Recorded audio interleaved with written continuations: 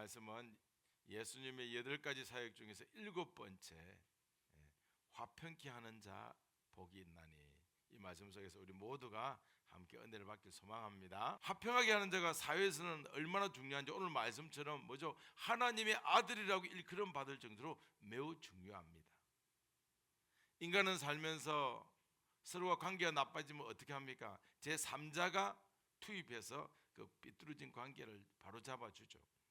그러나 오늘 성경 말씀은 사람과 하나님과의 관계가 잘못되고 문제가 생길 때 하나님과 그 사람과의 관계를 바로잡아주고 문제를 해결해 주는 자를 누구라고 한다?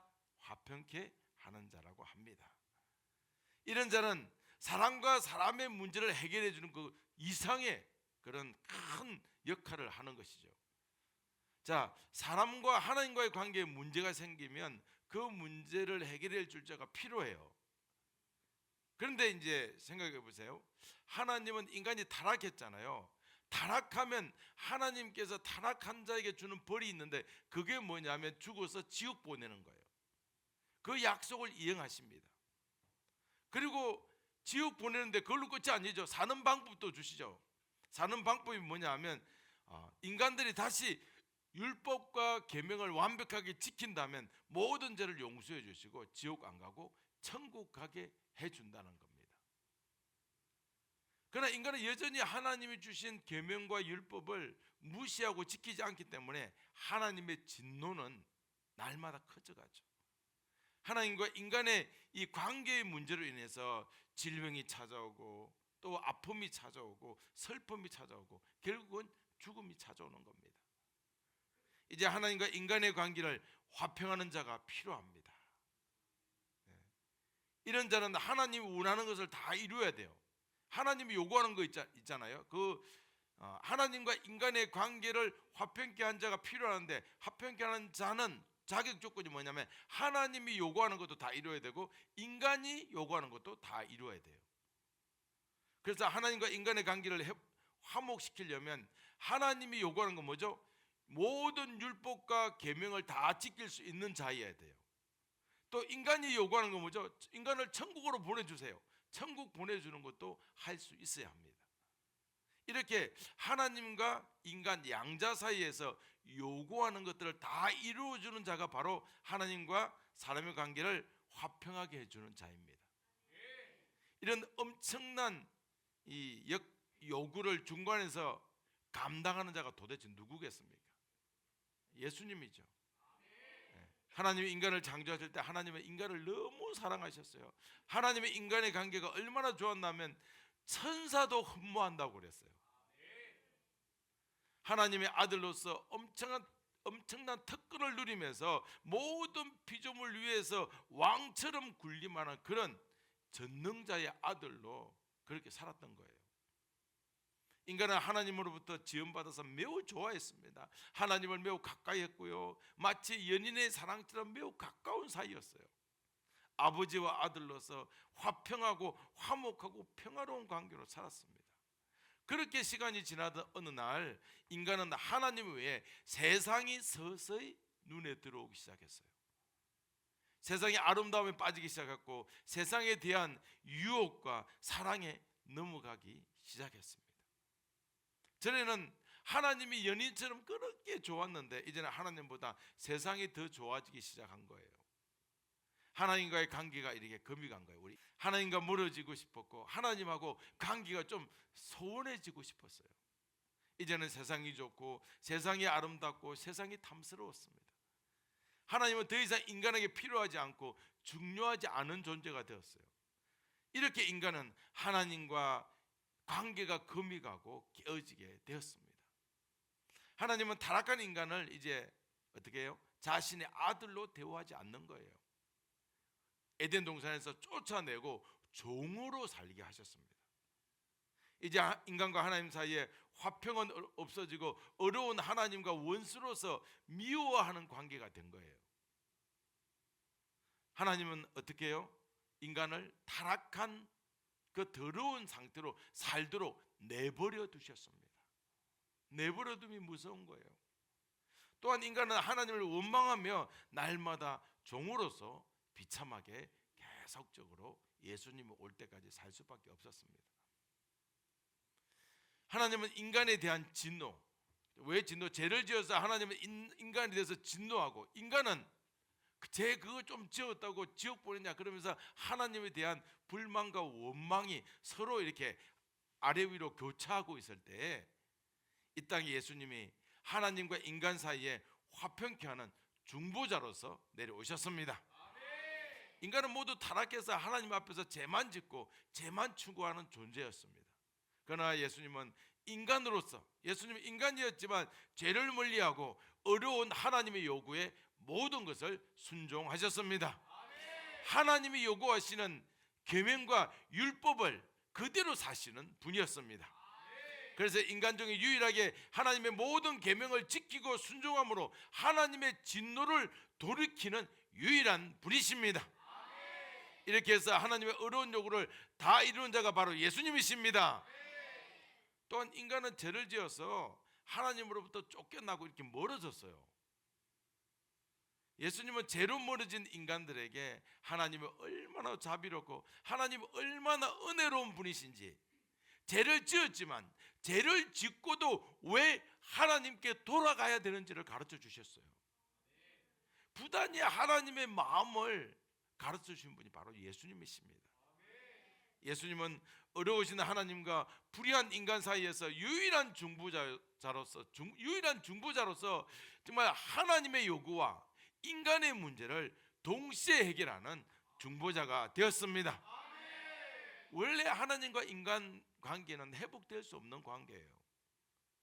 이런 깨진 관계를 회복하고 하나님의 그 마음을 인간에게로, 또 이 인간의 타락한 마음을 다시 하나님께로 돌이키는 자가 바로 예수님이었습니다. 바로 예수님의 역할이 이 역할이었습니다.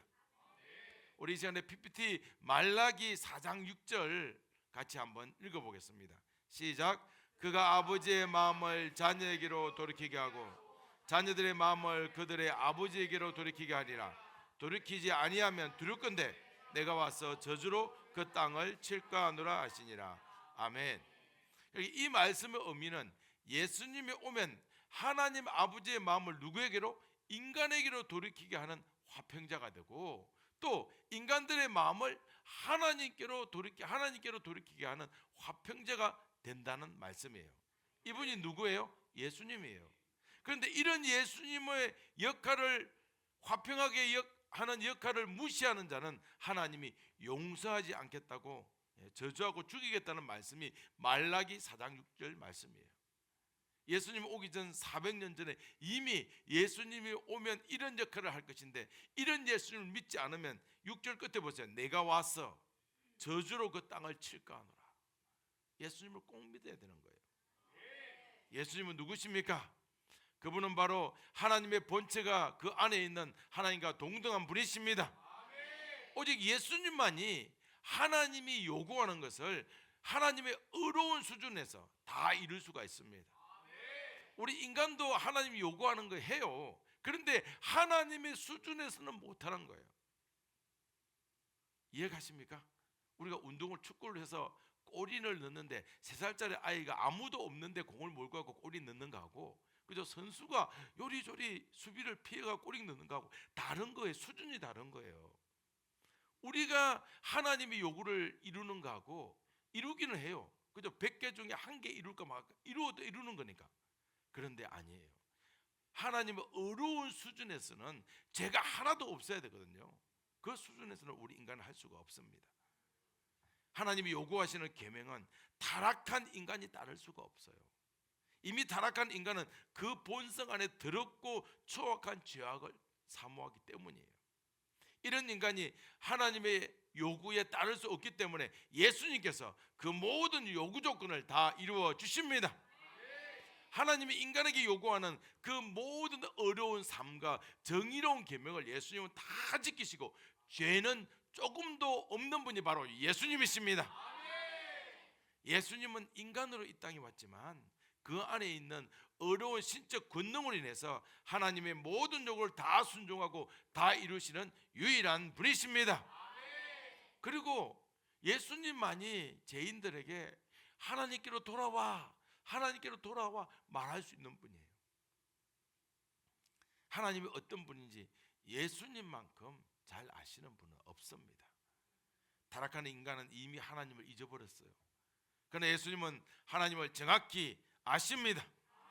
하나님의 깊은 것들을 정확히 알고 있는 신적 능력을 갖고 있기 때문에 인간들을 하나님께로 정확하게 안내하고 인도할 수 있는 신적 권능이 있습니다.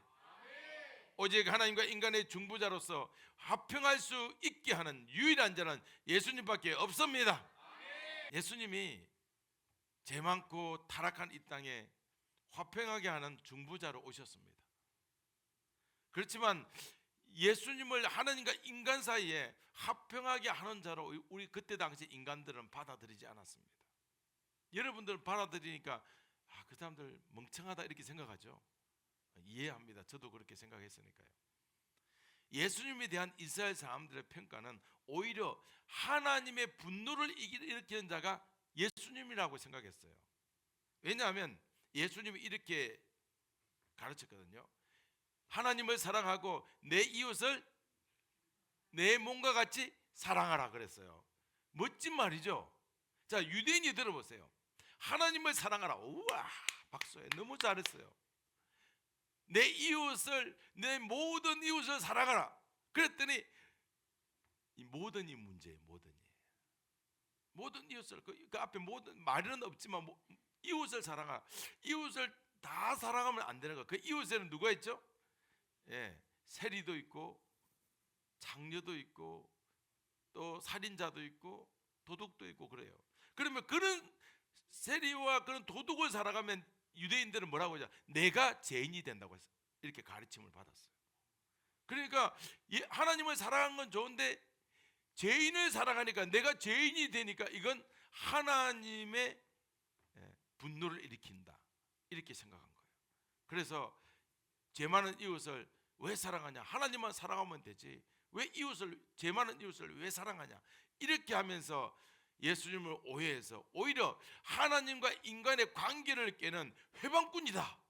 그래서 예수님을 십자가에 죽이는 일을 한 거예요. 예수님은 인간의 죄를 지고 십자가에서 달려서 대신 죽고자 했습니다. 그러나 이스라엘 백성들은 예수님이 죽은 것은 자신의 죄로 죽는다. 봐, 죄인들을 사랑하다가 죽는 거야. 이렇게 말들을 했습니다. 예수님은 인간들 대신 하나님 앞에서 참혹한 십자가 행부를 받아야 하는 비참한 존재가 되었는데 예수님은 결국 인간들에게 버림을 받아서 정말 조롱과 미움의 대상이 되고 말았습니다. 예수님은 하나님께도 버림을 당하고 인간에게도 버림을 당해서 결국 더럽고 추악한 정말 벌레 같은 그런 존재로 미움을 받았습니다. 그 예수님은 이 땅에 와서 하나님의 모든 계명을 다 지켜서 인간의 모든 요구를 지키는 유일한 인간이 되었습니다. 그리고 인간들에게 안전하서나 하나님에 대해서 오해하고 있는 것들을 새롭게 가르쳐 주시고 깨닫게 해 주셨습니다. 예수님에게 나가면 백성들은 멀어 듣던 하나님이 가까워지는 거예요. 몰랐던 하나님을 많이 알게 되는 기쁨이 엄청나게 많았습니다. 예수님의 설교를 듣고 있으면 하나님께로 달려가고 싶은 마음이 계속 생기는 거예요. 반대로 이스라엘 백성들에게 들려준 이 유대 종교 지도자들, 특별히 바리새인들과 서기관들의 설교는 이런 거예요. 첫 번째, 하나님은 죄인에 대해서 진노하신다. 두 번째, 하나님은 죄를 지은 인간은 모두 지옥에 쳐넣고 싶어 하시는 분이시다. 세 번째, 하나님은 인간에게 영원한 지옥 형벌로서 타락한 인간에게 지옥을 보내는 분풀이 하시는 분이시다. 이렇게 가르치면서 협박했어요. 이런 진노를 피하는 유일한 길은 산속에 들어가서 굴에서 홀로 살든지 아니면 율법을 완벽하게 다 지키든지 이렇게 말도 안 되는 소리를 했어요. 불가능한 말을 많이 했습니다.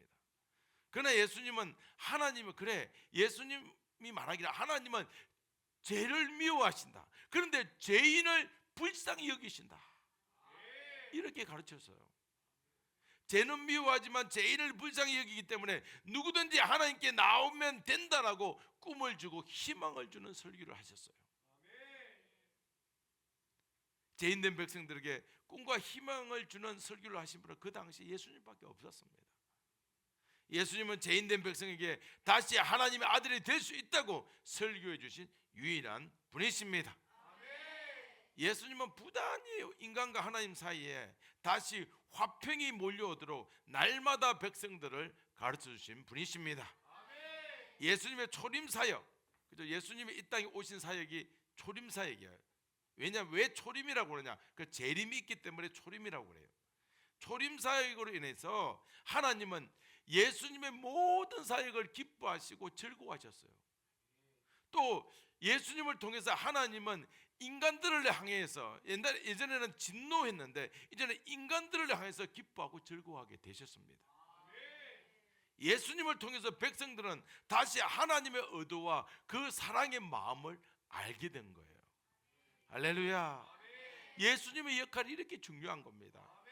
예수님은 하나님이 예수님을 통해서 기뻐하게 하시고, 하나님이 예수님을 통해서 인간을 기뻐하게 하시고, 예수님은 우리 인간 죄인들이 다시 하나님을 사랑할 수 있도록 하신 놀라우신 분이십니다.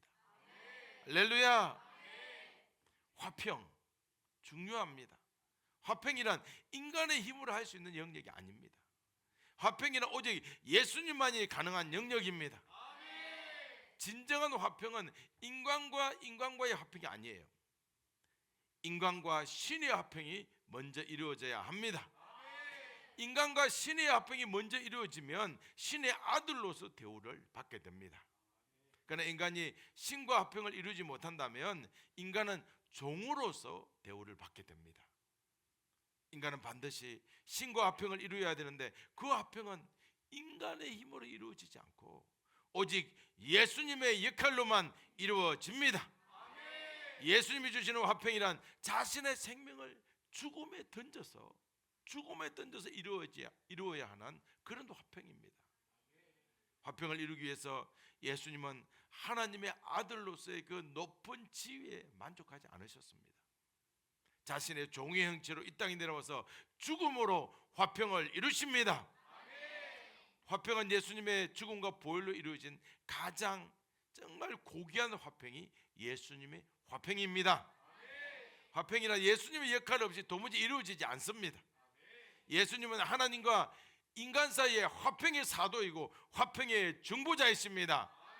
아멘. 하나님 아버지는 인간들을 보신 거예요. 죄지은 인간들을 보고 죄를 지은 인간이 또 하루 종일 더러운 죄 지을 생각만 하고 그 마음속에 추악하고 재앙만 가득한 것을 보고 탄식합니다. 우리는 그런 거 없습니까? 아닙니다. 우리도 사실은 그런 거 있는 거예요. 내가 나를 위해서만 사는 게 그런 거예요. 더럽고 추악한 생각으로 하루 종일 보내는 인간들을 그렇게 하시는 하나님은 가까이 오지 않게 하시고 멀리 하세요.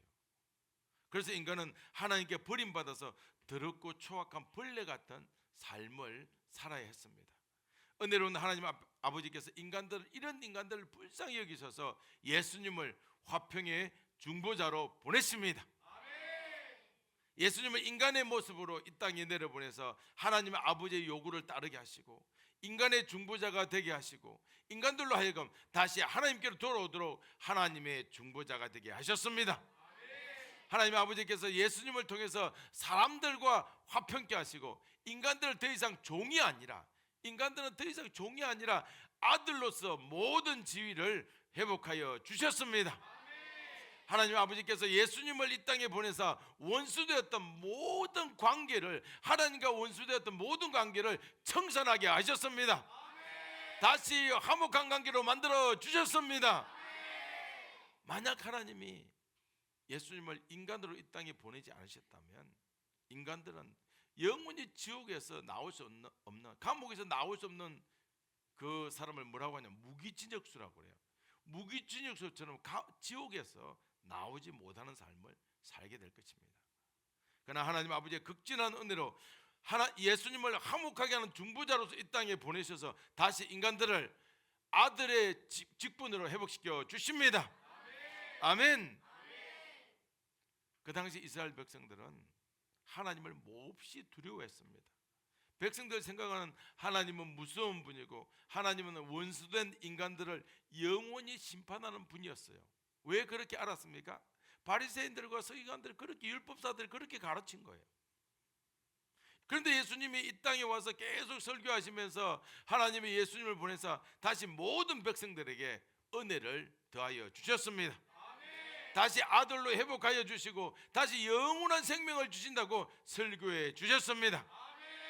죄인들을 불러서 아들 삼아 주시기 원하시는 하나님의 심정, 죄인들이 자기들은 이제 하나님이 대해서 오해하고 있는 그 죄인들을 불러서 다시 아들 삼아 주신다는 그 하나님의 심정을 예수님으로부터 설교해서 들었을 때 그 백성들은 그 은혜에 감격해서 눈물을 흘렸어요.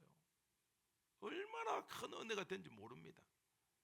예수님의 설교를 통해서 큰 위로와 감격을 누립니다.